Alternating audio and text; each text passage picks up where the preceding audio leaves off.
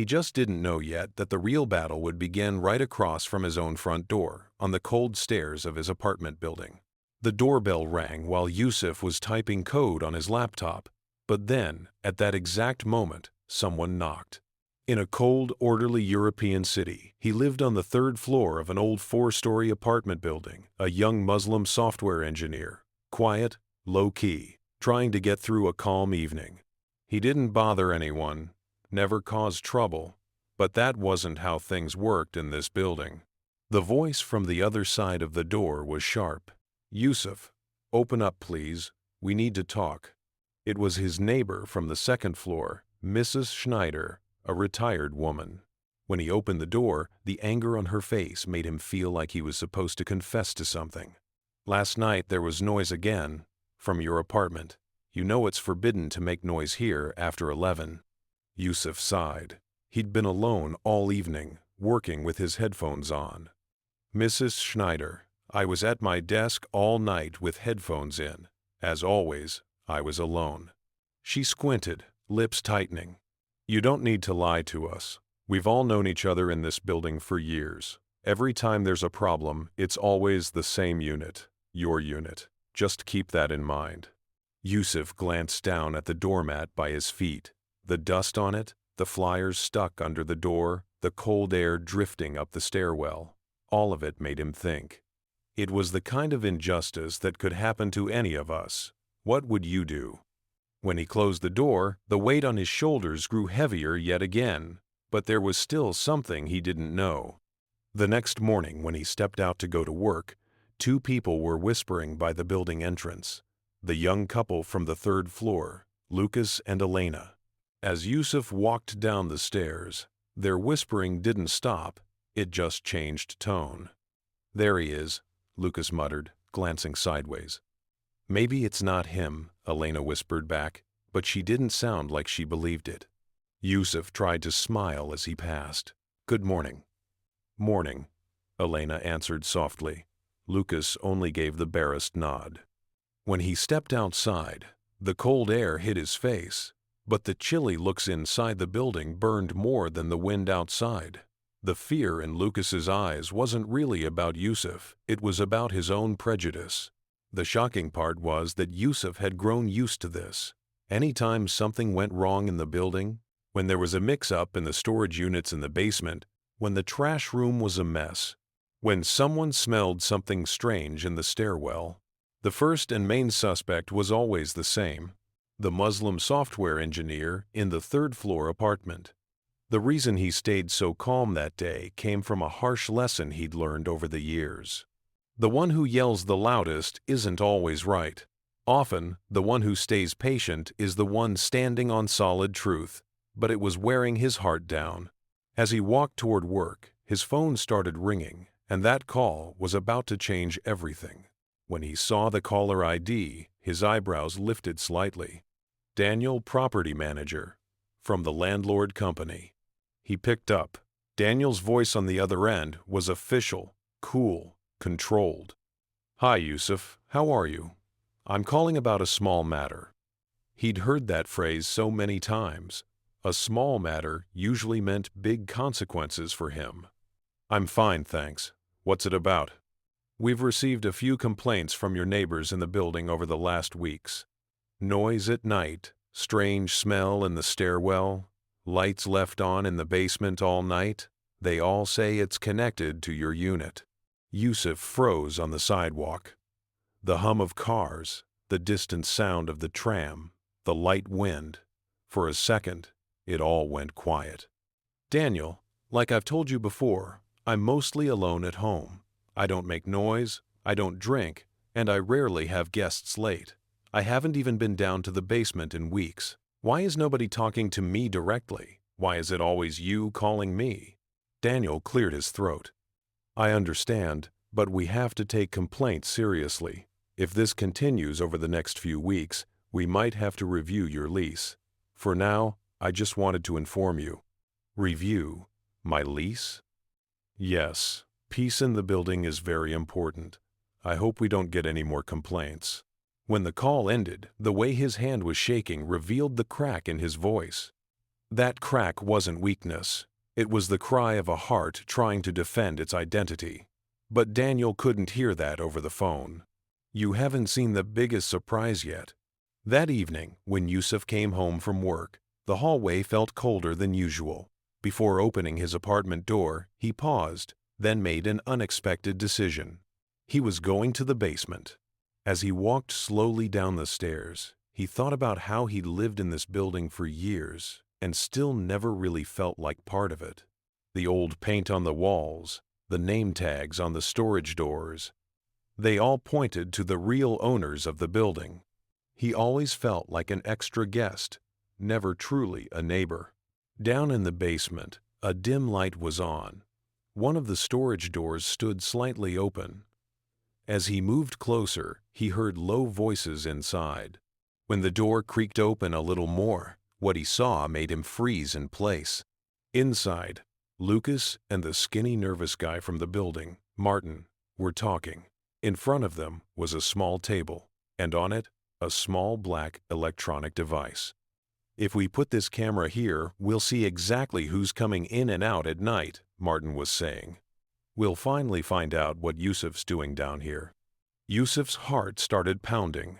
He wanted to step back, but his feet felt glued to the floor. Then his foot hit the edge of a metal shelf. A small, clanking sound echoed. Both men turned toward the door. "Who's there?" Lucas called out, his voice tense. When Yusuf stepped into view, the tension in the room became almost solid. "What are you guys doing?" he asked, his voice calm but shaking deep down. Martin gave a mocking half-smile. "Security, for the building. There've been problems lately." "And I'm guessing I'm once again your first suspect?"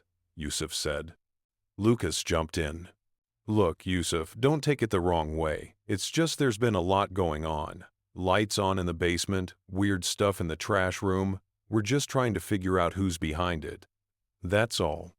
Yusuf glanced at the device on the table. "And did you tell management about this camera? You realize putting a hidden camera down here without permission is illegal, right?" The fear in Martin's eyes. For the first time, he realized he might not be the one with the upper hand. "Are you threatening us?" he snapped. "No," Yusuf replied, not looking away. "I'm just reminding you that I know my rights as much as anyone else here knows theirs." Right at that moment, everything changed. But there was still something he didn't know.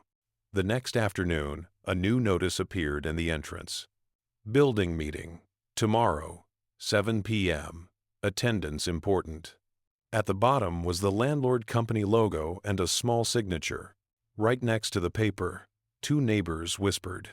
One of them glanced at Yusuf, then quickly looked away. When meeting day came, they'd turned a small storage area by the entrance into a meeting room. Old chairs, a plastic table, a coffee thermos, and a thick tension in the air. When Yusuf walked in, eyes briefly turned to him and flicked away just as quickly. Daniel sat at the head of the table. Next to him was a calm-looking woman Yusuf barely knew, a new tenant named Anna. Daniel started. "Thank you all for coming. As you know, we've had some unrest in the building lately. Noise, use of common areas, disorder in the basement. We're here to talk it through and find a solution together." Martin wasted no time. "I think we all know where the problem is coming from," he said, shooting a heavy look at Yusuf. "Everyone will get a turn," Daniel replied in his diplomatic tone, "but let's avoid throwing accusations without evidence." As the meeting went on, the small complaints piled up. "I heard footsteps in the stairwell late at night last week. The trash bags were all mixed up one morning. There was a weird smell in the basement, like someone had been smoking down there. And every time someone finished talking, their gaze drifted to the same person, Yusuf." Tension kept rising inside him. He was carrying the weight of loneliness on his shoulders, and now he was tired of carrying it alone. He raised his hand to speak. "Is there a single piece of concrete evidence," he asked, "that connects any of this directly to my apartment?" Silence. "Let me ask a different question," he continued. "Is it my being Muslim, my being an immigrant, The fact that I'm the only obvious foreigner here that makes me your automatic primary suspect." The room went ice cold. No one wanted to answer out loud, but their eyes said plenty. "You still haven't seen the biggest twist," he thought, because he had something no one knew about. As the security officers walked in, during the meeting, the door opened and two uniformed security employees stepped inside. Daniel gave them a small nod. "As you know," Daniel said, "our building has official security cameras at the main entrance and in the hallways. We asked these gentlemen to review the footage related to the recent incidents." The mood in the room shifted completely. Now there was curiosity and fear mixed together in everyone's eyes. Yusuf had just one question spinning in his head. Who really holds the camera footage of the racism I've been dealing with? One of the security officers placed a tablet on the table. "For the night when the basement lights were left on," he said, "we reviewed the recordings from 11:40 p.m. to 5:10 a.m. Martin's hand instinctively went to his knee. Lucas shifted uneasily in his chair. The officer continued, "The stalking the seven is never us. The footage shows 3 people going down to the basement. The first 2 go down at 11:45 p.m. We identified them, Martin and Lucas. Then nobody comes or goes again until morning. At 7:30 a.m., the first person down there is—" Everyone in that room expected to hear the same name, Yusuf. "Anna, mine isn't." Silence dropped into the room like a stone. The new, quiet tenant, who hadn't said a single word yet, lowered her eyes. "But here's the really shocking part," the officer went on, swiping on the screen. "Later that same night, someone else enters the trash room without authorization." "Who?" Daniel asked. The officer zoomed in. A man in a dark hoodie, face partially visible, rummaging through trash bags at 1:15 a.m. The man pulls out a metallic part from a bag, slips it into his pocket, and quickly leaves. The voice on the phone had been familiar, but— "We checked," the officer said. "He's not on the tenant list. He doesn't live here. He's an outsider." "So what you're telling us," Yusuf said quietly but clearly, "is that while everyone here was busy blaming me, the real suspect was someone who doesn't even live in this building." Daniel cleared his throat again. "I think this tells us something about the assumptions we've been making." Everyone knew the truth now, but the real shock hadn't landed yet. In the heavy silence that followed, Yusuf spoke up again. "Yesterday in the basement, I saw Lucas and Martin around a small table trying to set up an illegal camera." Every head in the room swiveled toward Lucas and Martin. "Is that true?" Daniel asked. Lucas's face flushed red. We were just trying to increase security. We were planning to tell you." "No, you weren't," Yusuf replied, calm but firm. "I heard your conversation. You said, 'We'll finally find out what Yusuf is doing down here.' So no, this wasn't about building security. This was about spying on me. You won't believe this, but the person who stepped in next was the one everyone knew the least." Anna finally spoke. "I was the one who went to the basement that night, yes," she said quietly. "My washing machine was making a strange noise and I had to check the fuses downstairs. In the morning I realized I'd forgotten to turn the light off. All that drama, that was on me, but no one ever asked. Because—" She stopped, eyes glistening. "Because Yusuf's apartment was already your ready-made culprit." Yusuf finished for her, saying the words he'd carried inside for years. Mrs. Schneider, the oldest resident there, raised her hand slowly. She'd been the loudest complainer for years, the first to knock on his door with every problem. Now her eyes were wet, her voice softer. "I want to say something." Everyone turned to her.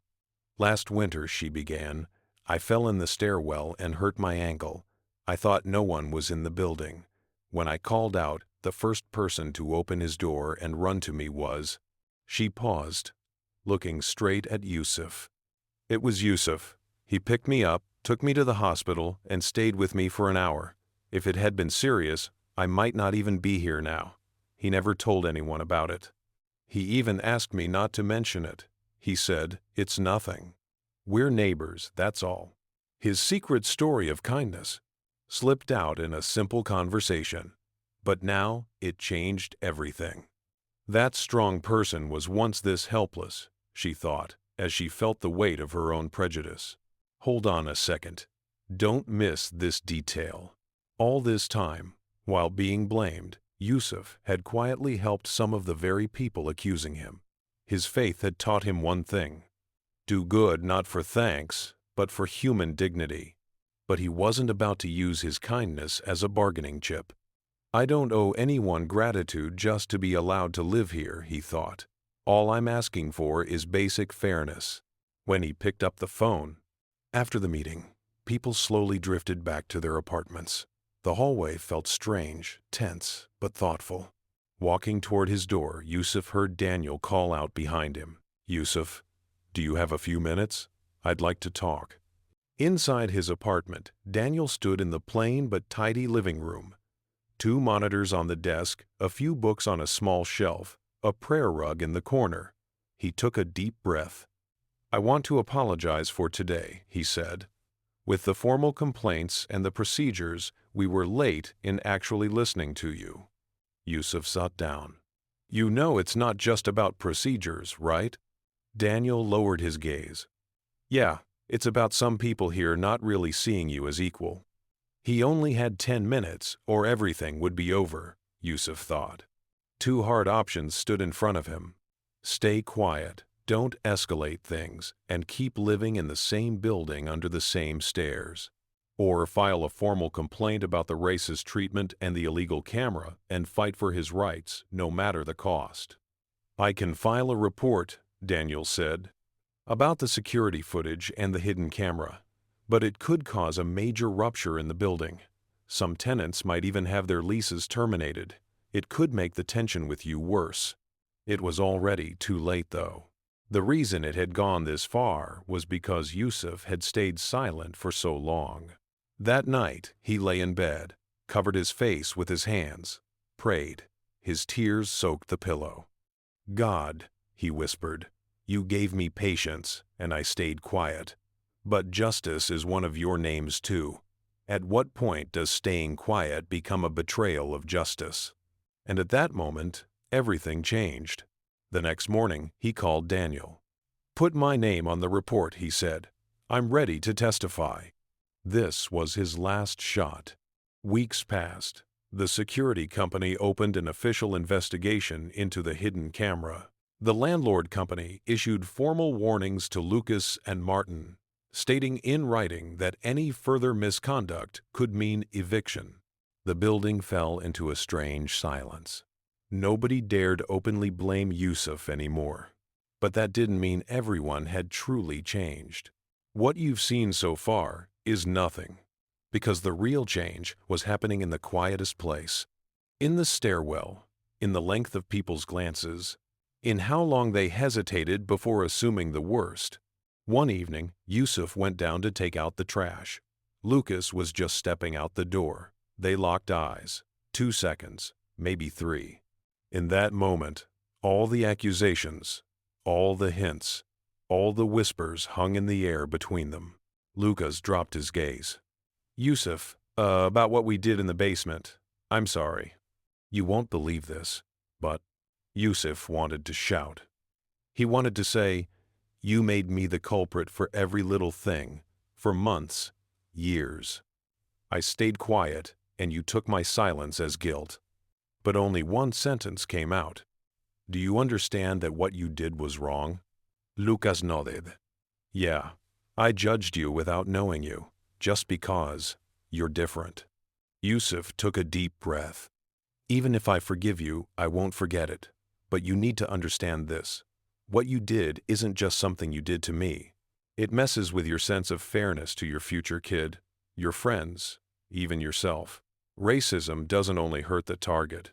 It damages the humanity of the one doing it too." The voice on the phone had been familiar, but this time, the voice he heard was his own inner voice. Justice doesn't always arrive by shouting. Sometimes it shows up as a calm but firm no. As the security officers drew near, The real security in that building wasn't about cameras. It was about people finally having to face their own conscience. Months later, a new notice appeared in the building entrance. Building Diversity and Respect Agreement for all tenants. The landlord had decided to treat what happened in this building as a turning point. They sent a small booklet to every tenant, covering anti-racism policies, neighbor etiquette, and basic guides on recognizing and challenging one's own bias. Across the top was a bold headline, the kind you'd see on a viral video thumbnail. Left speechless, what did they do to him the next day? Everyone had focused on that first question for so long. What did they do to the Muslim immigrant neighbor? But now another question was beginning to spread. What did we learn from him? Back in his apartment, Yusuf took the booklet out of his mailbox, glanced through it, and smiled faintly. Was everything magically fixed? No. Some looks were still distant. Some minds were still closed. But something had shifted. Now, when a problem popped up, his apartment wasn't automatically the first to be blamed. People were starting to ask questions before they passed judgment.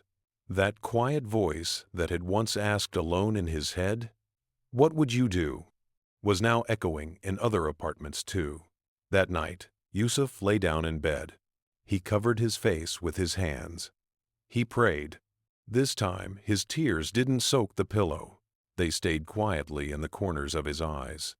God, you tested me with patience, but you also showed me justice. I won't forget the wrong I faced because of who I am in this building, at work, on the street, but I won't surrender to that wrong either. Everyone had learned the facts, but the real shock was this. They had never expected that the quiet man they all suspected carried inside him such a powerful sense of justice. They thought it was over, but in reality, a door had just opened. In this old European building, someone had finally said out loud, "Racism is not a building problem. It's a human problem. And I'm not just a tenant. I am part of this building, this city, this life, this life." That strong person had once felt completely helpless, but he wasn't alone anymore, because everyone who heard his story understood one thing very clearly. It was the kind of injustice that could happen to any of us. What would you do?